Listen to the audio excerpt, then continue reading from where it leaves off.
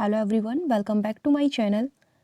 इस वीडियो में हम लोग भारतीय संविधान पर विदेशी प्रभाव क्या था, या फिर आप इसको इस तरीके से भी कह सकते हो कि भारतीय संविधान में क्या क्या विदेशियों संविधान जो थे उनसे क्या क्या लिया गया था। ठीक है, क्या स्रोत हैं भारतीय संविधान के, ये आप कह सकते हो उसे। ठीक है, तो आज इस वीडियो में हम यही जानेंगे।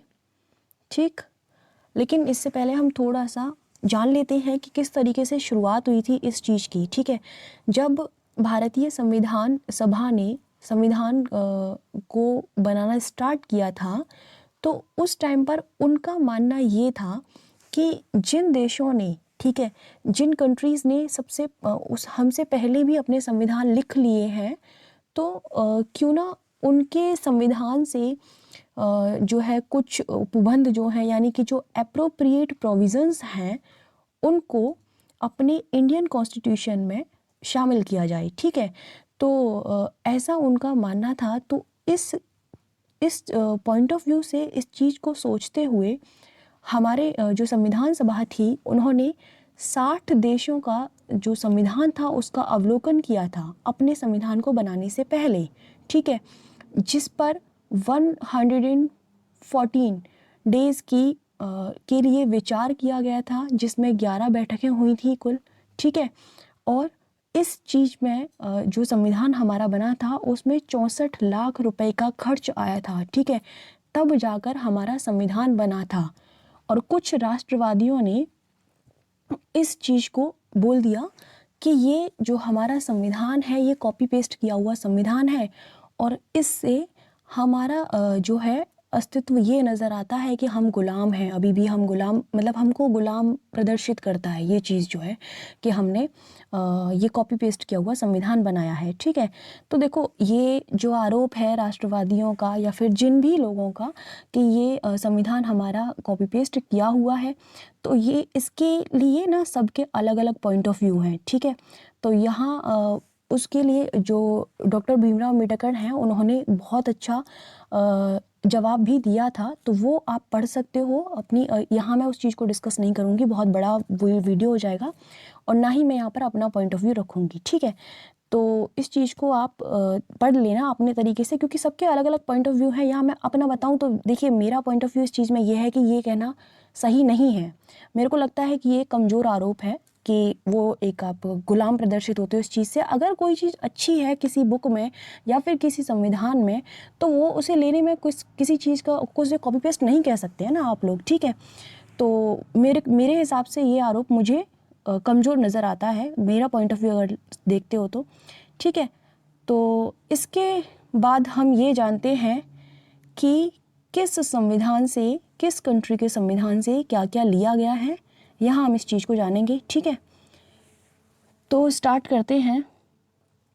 पहला है आपका ऑस्ट्रेलिया का संविधान, जिससे हमारी उद्देशिका की भाषा, यानी कि जो प्रस्तावना है उसकी लैंग्वेज ली गई है। और ये मोस्टली पूछा जाता है, इसमें लोग कंफ्यूज भी हो जाते हैं, इसलिए इसको अच्छे से याद रखना। ठीक है, समवर्ती सूची ली गई है। संसद के दोनों सदनों की संयुक्त बैठक के बारे में जो प्रावधान है 108 अनुच्छेद में है। ठीक है, तो ये भी जो है ऑस्ट्रेलिया के संविधान से ली गई है। देखिए, यहाँ मैं इस चीज़ को बहुत ज़्यादा एक्सप्लेन नहीं करूँगी, क्योंकि इनके ऊपर मैं अलग से टॉपिक लेकर आऊँगी। ठीक है, तो आप उन वीडियोस का वेट कीजिए। ओके, नेक्स्ट है यूएसए। यहाँ से उद्देशिका ली गई है, न्यायिक पुनरीक्षण लिया गया है, मूल अधिकार लिए गए हैं। वेरी इंपॉर्टेंट, सभी को पता होगा, लेकिन ये इंपॉर्टेंट बहुत ज़्यादा है। न्यायपालिका की स्वतंत्रता भी यूएसए के संविधान से ली गई है। उपराष्ट्रपति का पद भी वहीं से लिया गया है। राष्ट्रपति पर महाभियोग भी यूएसए के संविधान से लिया गया है। उच्चतम व उच्च न्यायालय के न्यायाधीशों को हटाना भी यूएसए के संविधान से लिया गया है। ये तो बहुत ज़्यादा इम्पोर्टेंट है। ठीक है, ये चीज़ आपको याद रखनी है। नेक्स्ट बात करते हैं रूस की। तो रूस के संविधान से जो हमारी फंडामेंटल ड्यूटीज़ हैं, यानी कि मूल कर्तव्य, और प्रस्तावना में जो न्याय की बात हुई है वो भी रूस के संविधान से ली गई है। देखिए, लोगों को कन्फ्यूज़न कहाँ होता है, प्रस्तावना को लेकर बहुत कन्फ्यूज़न रहता है लोगों को, क्योंकि वो एक जगह से नहीं उसमें सारी चीज़ें ली गई हैं। प्रस्तावना की जो उद्देशिका की भाषा है वो ऑस्ट्रेलिया से ली गई है। उद्देशिका का कहाँ से लिया गया, ये यूएसए से ली गई है। अब इसमें जो न्याय की बात हुई है वो कहाँ से ली गई है, वो रूस से ली गई है। तो अलग अलग कंट्रीज़ के बारे में है, ये याद रखना पड़ेगा आपको।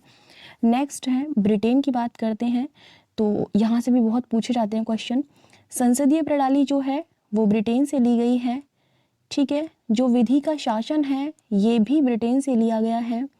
मंत्रिमंडलीय प्रणाली ये ब्रिटेन से ली गई है। एंड एकल नागरिकता और द्विसदनीय प्रणाली ये भी ब्रिटेन के संविधान से लिए गए हैं। ओके, नेक्स्ट बात करते हैं कनाडा के संविधान की। तो यहाँ से संघात्मक व्यवस्था, केंद्र राज्य संबंध जो कि मोस्ट इम्पोर्टेंट है, ठीक है।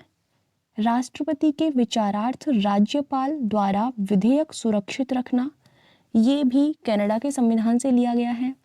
केंद्र द्वारा राज्यपाल की नियुक्ति ऑल्सो इम्पोर्टेंट, ये कनाडा के संविधान से लिए गए हैं। ओके, नेक्स्ट बात करते हैं आयरलैंड के संविधान की, जिसमें हमेशा यहाँ से क्वेश्चन बनता है नीति निर्देशक तत्वों को लेकर के कि ये कहाँ से लिए गए हैं। तो आयरलैंड के संविधान को आपको ध्यान में रखना पड़ेगा।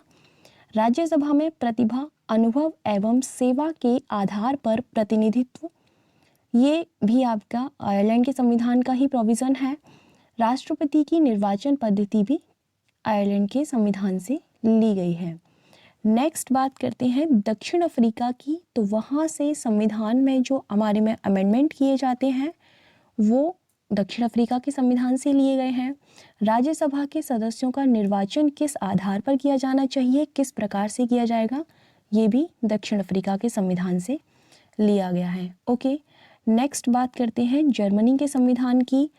यहाँ से आपातकालीन उपबंध लिए गए हैं, ठीक है। जो भी आपकी इमरजेंसी प्रोविजंस हैं वो सब यहीं से लिए गए हैं। नेक्स्ट जापान के संविधान से विधि द्वारा स्थापित प्रक्रिया, ये आपके जापान के संविधान से ली गई है, ठीक है। एक और है जो कि बहुत ज़्यादा इम्पोर्टेंट नहीं है, लेकिन मैं उस चीज़ को यहाँ आपको बता देती हूँ, यहाँ पर वो टाइप नहीं किया गया है। फ्रांस के संविधान से गणतंत्रात्मक ढांचा लिया गया है, यानी कि रिपब्लिक स्ट्रक्चर जो है वो कहाँ से लिया गया है, फ्रांस के संविधान से। और जो स्वतंत्रता, समता और बंधुता की जो बात की गई है वो बंधुता के जो आदर्श हैं वो हमारे फ्रांस के संविधान से लिए गए हैं। ओके, तो ये तो हो गया आपका कि किस किस कंट्री से क्या क्या लिया गया है, कंट्री के संविधान से क्या क्या लिया गया है। गाइज, एक बहुत इम्पॉर्टेंट बात है, वैसे मैं उसके लिए अलग से एक टॉपिक लेकर आऊँगी कि कुछ अधिनियम ऐसे हैं जो जिनसे हमारे संविधान में बहुत सी चीज़ें जोड़ी गई हैं, बहुत सी चीज़ें ली गई हैं, जिनमें से एक बहुत ख़ास है 1935 का भारत सरकार अधिनियम जो था वो बहुत ज़्यादा इम्पोर्टेंट है, जिससे मैं कहूँगी हमारे संविधान में सबसे अधिकतर चीज़ें उसी से ली गई हैं। 200 अनुच्छेद लिए गए हैं उससे, ठीक है। 200 से अधिक ही होंगे, कम नहीं है, तो वो बहुत ज़्यादा इम्पोर्टेंट है, ठीक है। सबसे ज़्यादा प्रभाव उसी अधिनियम का है हमारे कॉन्स्टिट्यूशन पर। But I will not discuss here, क्योंकि यहाँ पर हम अधिनियमों की बात नहीं कर रहे हैं, उसके लिए एक अलग से वीडियो आएगी। ओके, तो यहाँ केवल यही था कि किस कंट्री के कॉन्स्टिट्यूशन से क्या लिया गया है, ओके, क्या क्या स्रोत हैं। तो ये यहाँ से क्वेश्चन एक न एक प्रश्न हमेशा बनता है, ठीक है। यूपीपीसीएस में तो बनता ही है, तो आप लोग इसको याद रखना। ओके, सुमेलित करने के लिए क्वेश्चन आ जाता है। सो इट्स ओके, ये क्लियर हो चुका है। आई होप कुछ भी नहीं छूटा है यहाँ पे। जो एक छूटा था फ्रांस वाला मैंने वो बता दिया क्लियर करके। एंड ठीक है, मिलते हैं नेक्स्ट वीडियो में। Thank you so much for watching my video.